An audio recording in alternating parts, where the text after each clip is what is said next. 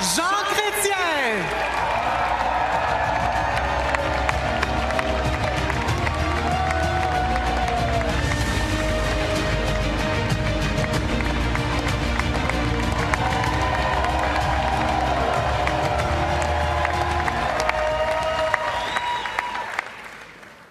Monsieur le Premier ministre Trudeau, candidats et candidates, Monsieur le Président du Parti, ministres et députés, chers compatriotes, bonsoir. C'est une occasion exceptionnelle d'être avec vous ce soir. Il s'agit de ma 9e convention du Parti libéral à laquelle je participe.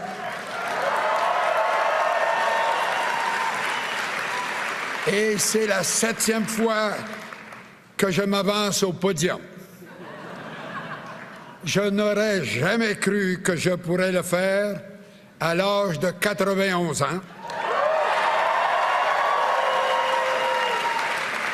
Et toujours prêt à me battre. It's great to see so many young people. C'est vraiment tout un plaisir de voir autant de jeunes visages ici dans la salle. Cela me rappelle de ma première convention libérale. J'étais le président des jeunes libéraux. On parle ici de 1958, lorsque Lester B. Pearson avait été élu.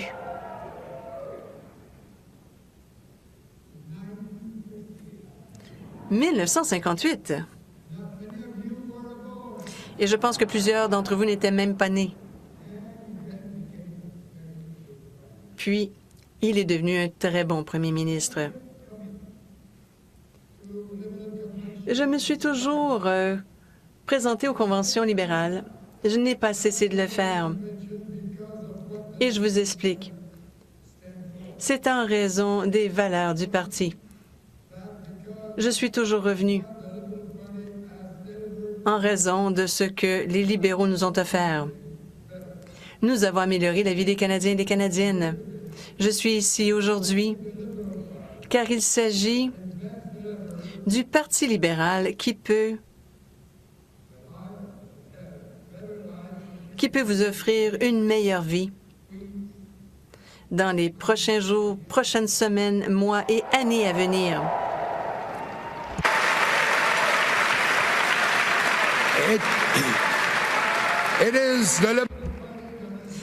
C'est le Parti libéral qui a offert le régime de pension de vieillesse ainsi que l'assurance maladie au Canada, ainsi que la Charte des droits et libertés. Les 2 langues officielles. Et nous avons enchâssé les droits des Autochtones dans la Constitution canadienne. Nous avons ici mis de l'avant des lois strictes par rapport aux armes. Nous sommes allés de l'avant avec des mesures affirmatives. Nous avons toujours soutenu le droit des femmes, le choix des femmes. Nous sommes le parti qui permet, nous sommes le 2e pays au monde qui a autorisé le mariage entre personnes du même genre. Le Parti libéral est le parti de la diversité, de l'égalité, de la tolérance, de l'ouverture et de l'inclusivité. Oui, libéral. Il s'agit de l'essence même du Canada. Et c'est encore le Parti libéral qui nous a donné le drapeau canadien avec la feuille d'érable il y a de ça 60 ans. Le drapeau flotte fièrement partout au Canada. Le 14 février, nous avons démontré notre patriotisme ainsi que notre amour pour notre pays. J'aimerais remercier l'ancien premier ministre Joe Clark, Harper, Martin, Campbell, pour m'aider, pour avoir parcouru le Canada et montré drapeau du Canada, et ce, avec beaucoup de fierté.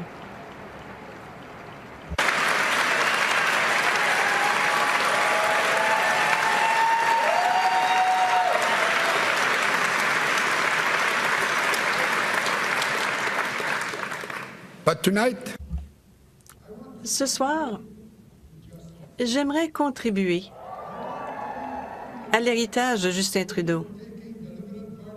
J'aimerais vous remercier. Vous avez fait passer le Parti libéral de la 3e position au parti au pouvoir. Et vous l'avez fait, et vous l'avez emporté à 3 reprises consécutives. J'aimerais vous expliquer ce que lui et son équipe ont accompli. Vous avez maintenant les prestations pour enfants afin de réduire la pauvreté chez les enfants. Vous avez maintenant les services de garde à 10 $. Vous avez ouvert le marché du travail à tant de femmes. Il y a également le régime de soins dentaires pour les Canadiens à faible revenu. Vous avez lutté contre les changements climatiques et vous vous êtes battus pour l'environnement. Mesdames et messieurs, ce sont des politiques libérales. Pensons maintenant à la réalité économique du moment. Maintenant,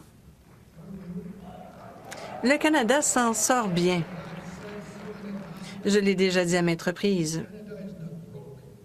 Le Canada fonctionne.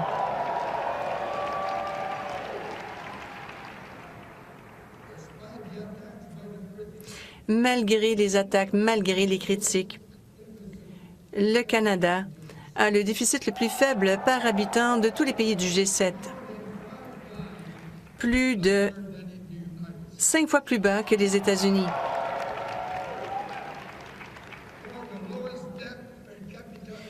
Nous avons la plus faible dette par habitant parmi les pays du G7. En fait, le paiement de l'intérêt représente 11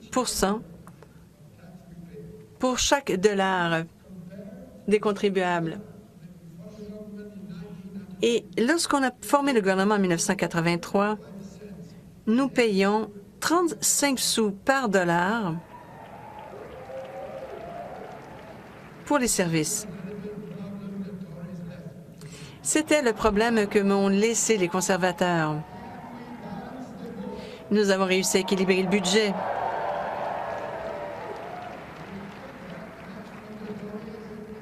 Nous avons récupéré ce que les conservateurs nous ont donné. Nous avons rééquilibré le budget et nous avons eu des surplus. Les conservateurs l'ont emporté et la dette est revenue. L'inflation est à 1,9 pour l'instant, 3,2 et plus au sud de notre frontière. Vous savez,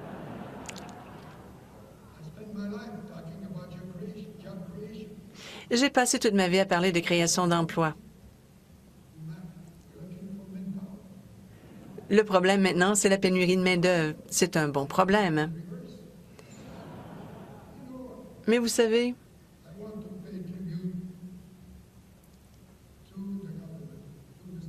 j'aimerais souligner le travail du gouvernement et de Trudeau, les remercier.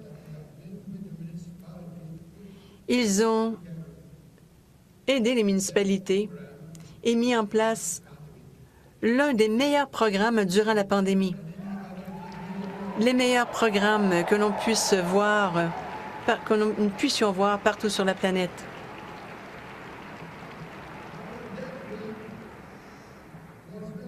Notre dette était inférieure à la moitié de la dette des États-Unis. De nos jours, en tant que pays, que parti, nous choisissons un nouveau chef.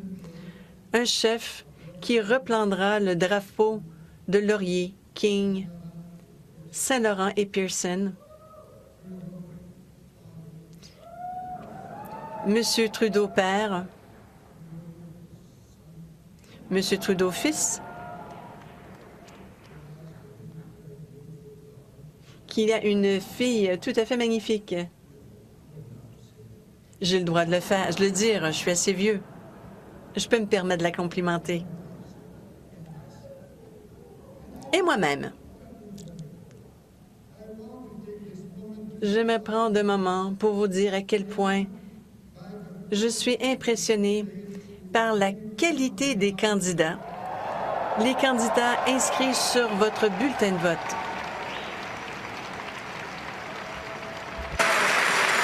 It makes me very...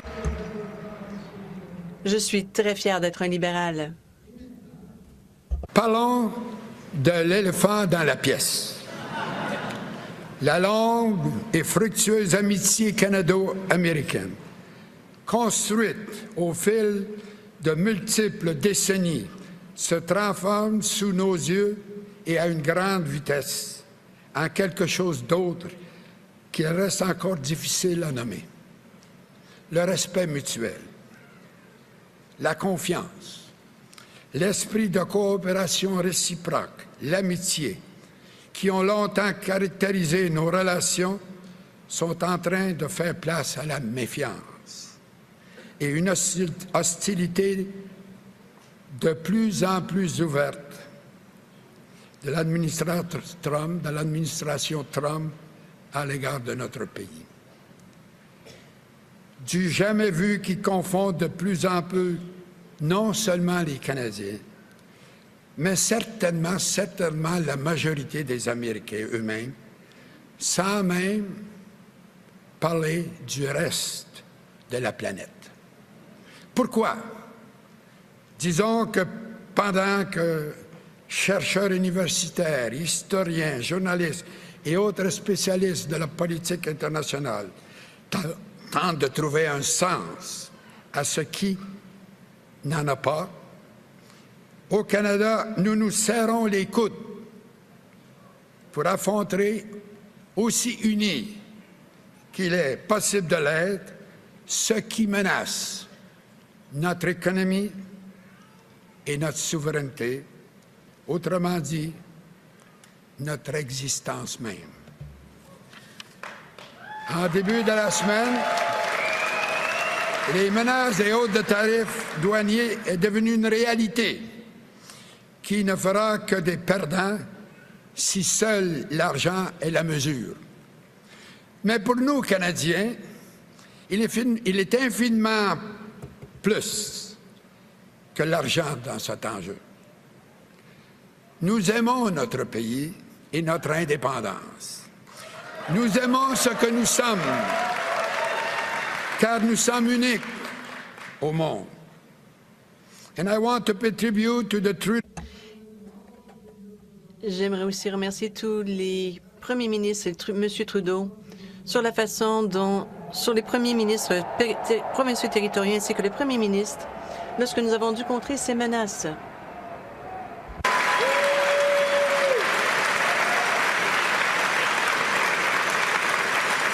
With tariffs completely. Ce sont des tarifs totalement injustifiés. Le gouvernement a tout à fait droit d'aller de l'avant avec des mesures de représailles comme ils l'ont fait. Je vous félicite tous. S'il faut le faire, les gouvernements peuvent aller encore plus loin. Il faut vraiment leur faire mal en imposant des tarifs sur la potasse, l'aluminium, l'électricité et bien d'autres encore. Et nous utiliserons cette somme pour bâtir l'infrastructure nécessaire au Canada. Je vous donne un exemple. Construisons un pipeline pour le gaz naturel de l'Alberta vers le Québec.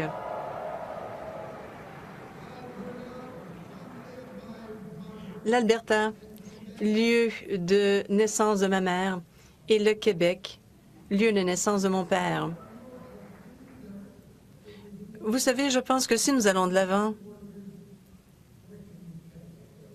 je pense que les employés des aciéries resteront au Canada pendant de longues années. Bon, je pourrais vous parler indéfiniment Cela fait maintenant 80 ans avec l'État de droit qui nous a amené la paix ainsi que la prospérité.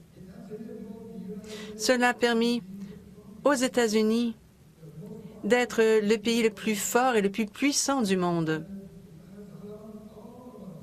Cela nous a permis à nous tous de bien dormir le soir. Maintenant, Donald Trump a décidé de tout mettre ça de côté, de balayer le tout du revers de la main. Nous allons passer par des moments très difficiles, mais j'ai bien confiance. Je crois que le prochain premier ministre pourra travailler avec les premiers ministres des territoires et des provinces, avec tous les autres partis ainsi qu'avec les alliés que nous avons partout sur la planète. Nous serons unis pour faire face aux défis créés par Donald Trump.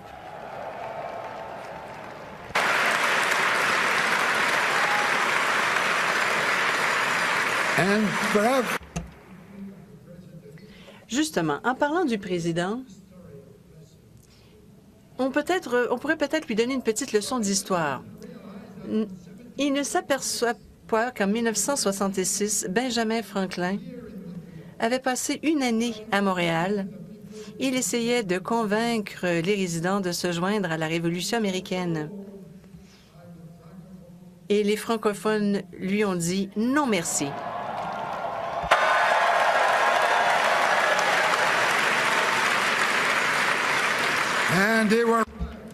Et ils avaient raison. Regardez ce qui s'est passé avec la langue française en Louisiane. Les loyalistes sont revenus vers le Haut-Canada et l'Atlantique. Et les francophones du Bas-Canada ont mis sur pied notre pays indépendant.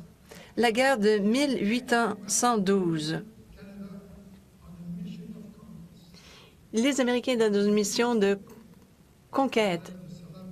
Ils ont été vaincus par le colonel de Salaberry et nous avons maintenant la ville de Québec, ainsi que par le chef Tecumseh, qui est maintenant l'Ontario.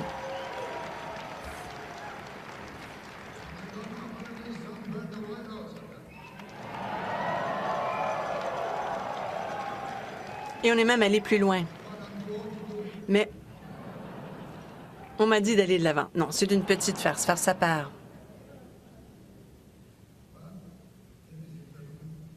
Mesdames et messieurs, nous avons été des amis et de bons voisins avec nos voisins du Sud. Mais maintenant, nous devons nous défendre, nous positionner. Malgré notre amitié, qui n'a jamais été un problème, nous avons toujours trouvé une façon de solutionner les grands enjeux. Nous avons travaillé et collaboré avec les États-Unis par le passé. Et je peux vous l'affirmer, nous allons le faire de même à l'avenir. Nous sommes de bons voisins, nous sommes de bons amis, mais nous sommes également fiers et indépendants.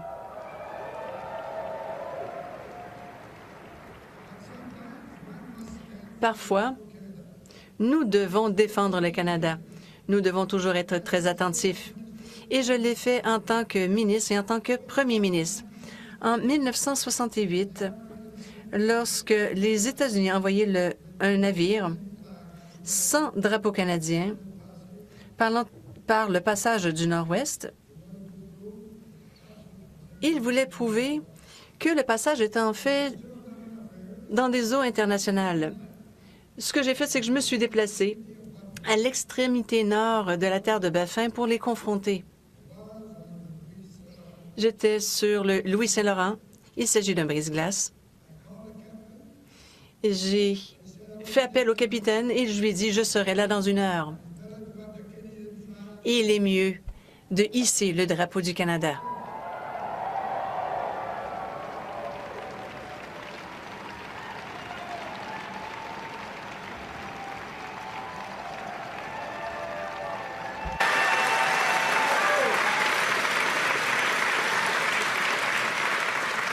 When I arrived, there was the Et quand je suis arrivé, le drapeau était hissé. Vous auriez dû voir mon sourire. Vous savez, on a eu des problèmes de même nature. Rappelez-vous, Terre-Neuve, la guerre pour les poissons. Lorsque mon ami Tobin a fait tout un spectacle aux Nations unies en parlant des filets illégaux, et vous savez, nous l'avons remporté. Ils ont changé les lois internationales par la suite. Il y avait un enjeu qui avait besoin d'une solution. Et j'en suis très fière. Toute une époque.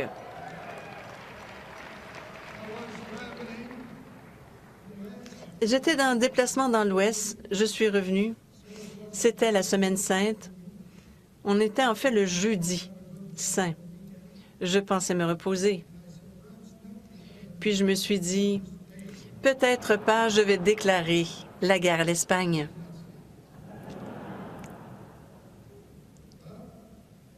Mais vous savez, on a eu un autre problème sur la côte ouest.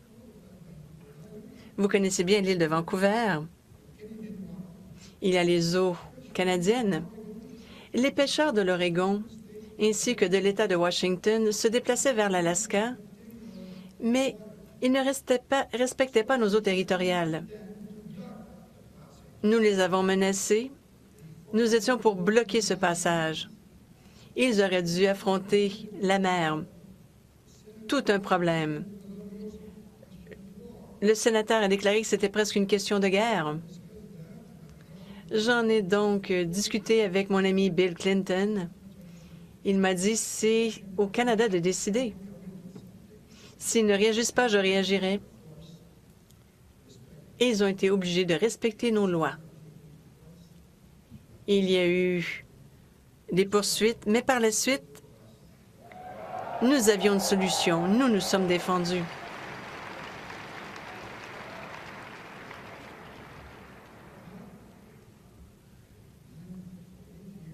Pendant 8 ans, j'étais un collègue de Bill Clinton.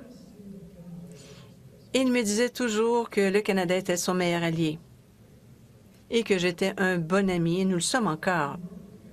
Mais nous avons travaillé ensemble. Nous avons trouvé des solutions ensemble. Et c'est arrivé par la suite aussi. Nous avons toujours été de très bons voisins. Lorsque j'étais premier ministre, j'étais très fière de dire non. Lorsque on nous a demandé de participer à l'invasion américaine de l'Irak.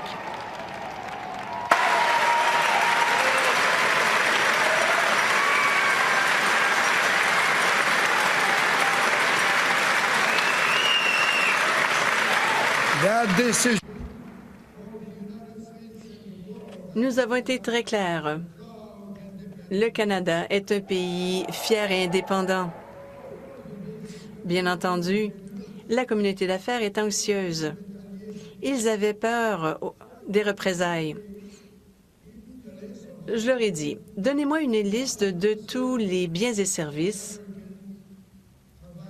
dont ont besoin les Américains, car ils nous aiment. J'attends toujours la liste.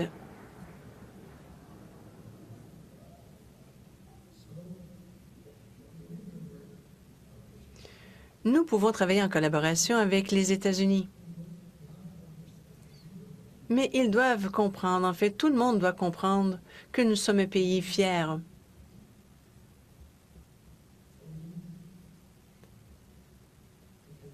Pour moi, je peux vous dire que parfois, je peux dire d'un vieil homme à un autre vieil homme de mettre fin à cet illogisme.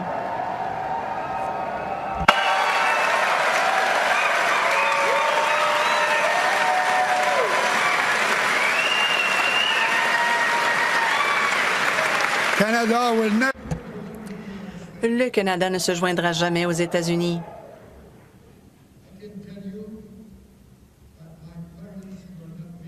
Je peux vous dire que mes parents n'étaient pas des millionnaires de New York. C'étaient des travailleurs de Shawinigan.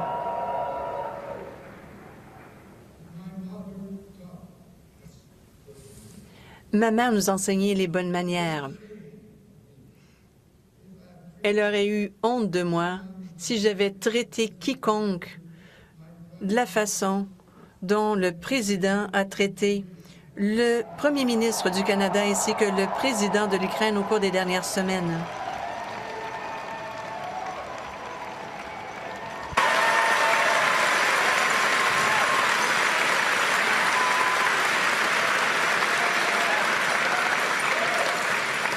Oui, Je vous explique pourquoi nous ne voulons pas devenir Américains. C'est en raison de nos valeurs en tant que Canadiens-Canadiennes. Nous sommes de fiers Canadiens. Mais enfin, nous devons une dette de reconnaissance aux États-Unis. Il a réussi à nous unir.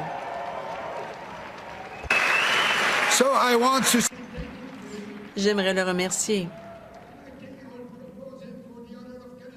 Et je vais peut-être même le proposer comme candidat à l'Ordre du Canada. Non, farce à part. Quand j'étais premier ministre et que j'allais partout dans le monde, aux Nations unies, au G7, à l'OTAN, au Commonwealth, à la francophonie et à toutes les autres rencontres internationales sur les 5 continents.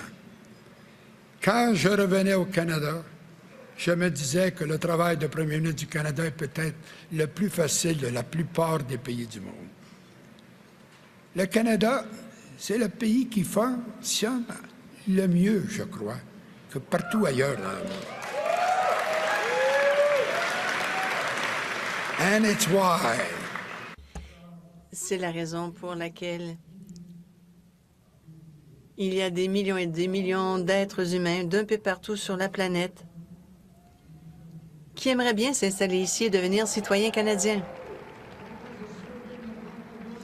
Il y a eu un sondage il y a peu de temps et on leur demandait « Où aimeriez-vous habiter si jamais vous deviez recommencer votre vie? » Le Canada était le premier choix.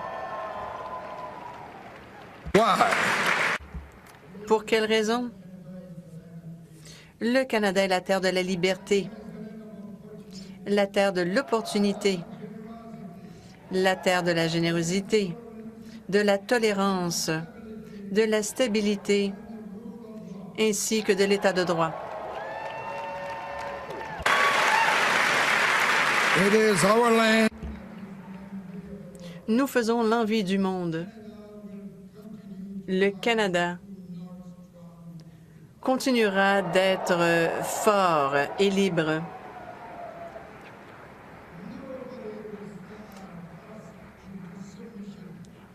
Personne ne nous mettra à genoux, car le Canada est et demeurera le meilleur pays du monde.